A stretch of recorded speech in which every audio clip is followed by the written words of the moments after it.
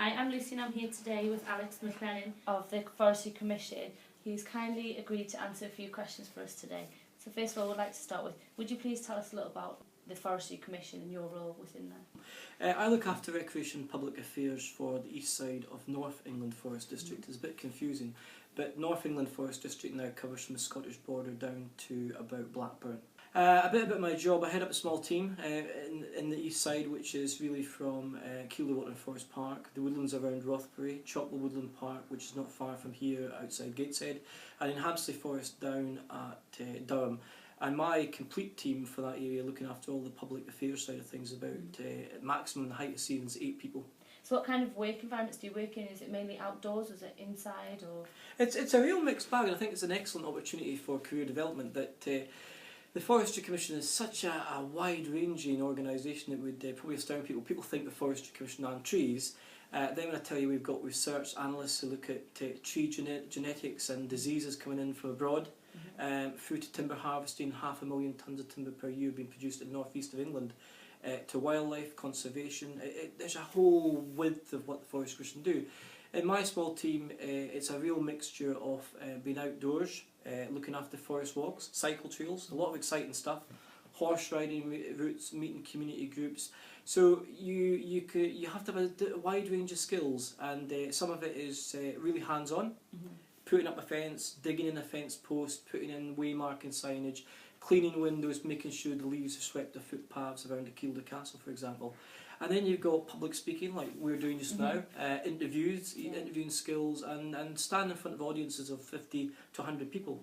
We have got some office skills, so we have some people who are based in our head office in Bellingham, and that's really looking after accounts, so it could be accountants, it could be digital mapping. So the Forestry Commission, for example, use what's called GIS, which is Global Information System, and they can pinpoint exactly where a forest walk is by this system.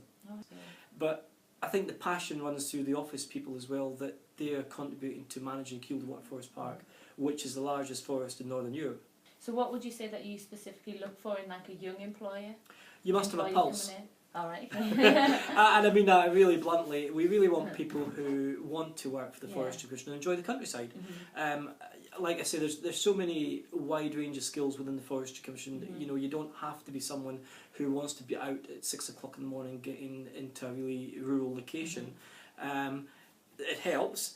You might want to work in an office doing mapping, and that's something you're really interested in and passionate about. But I think bring some passion is what I'd really say. Bring a passion for what you like to do. You might start your career in the Forestry Commission and do job X, you might end up doing job D. And I've been in the Commission, believe it or not, 26 years. And the job I'm doing now was not what I started off my career in, and I started off in the bottom rung.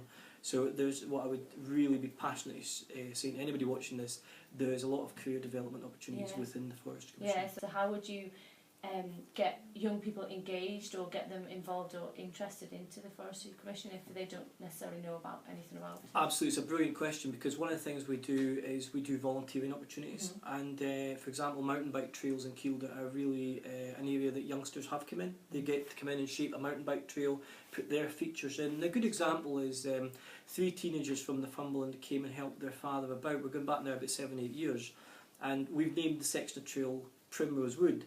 The surnames of the family of these 3 teenage lads and their father is Primrose. So something's been named after them, which will last a very long legacy. So they've been really part of that. And at the age of 14, I think they really came and enjoyed the great outdoors. They were allowed to build something they found was exciting. But I'm pretty confident whatever they go and do in life, they'll remember these good days of trail building in L.E.A.D.E.R. So volunteering is a really great way of getting into the Forestry Commission.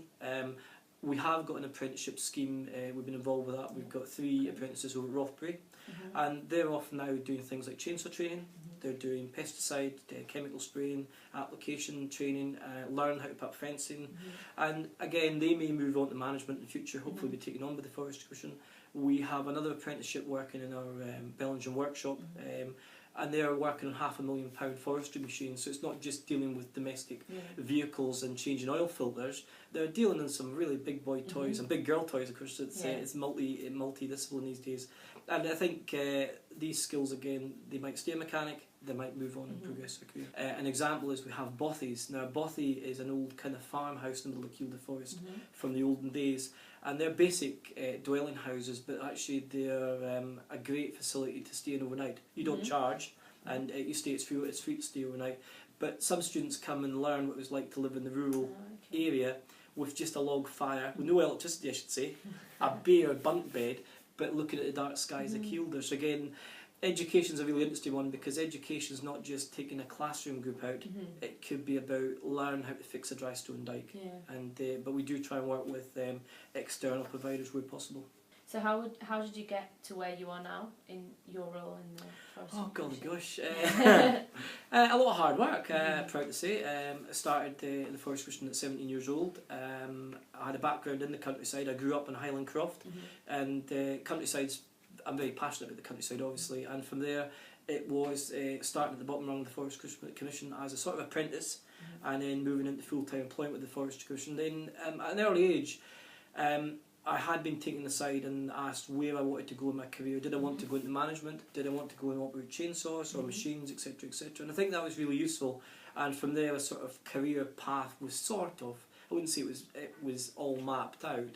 And but then 3 or 4 promotions further down, and working in different parts of the UK. Something I'm very proud of. I worked in the Highlands of Scotland. I worked in Wiltshire. I worked in the Scottish borders. And now I'm covering the north east of England. And that's something the Forestry Commission is very good at, is giving people opportunities to progress. And I think you learn a lot about yourself as well as you move about. And I'm very passionate about the north east of England, and it's a tremendous area. And I think what people don't always realise is what opportunities are on their doorstep. What advice would you give a young person who is in Northumberland who wants to go into a career? The advice I would say is research.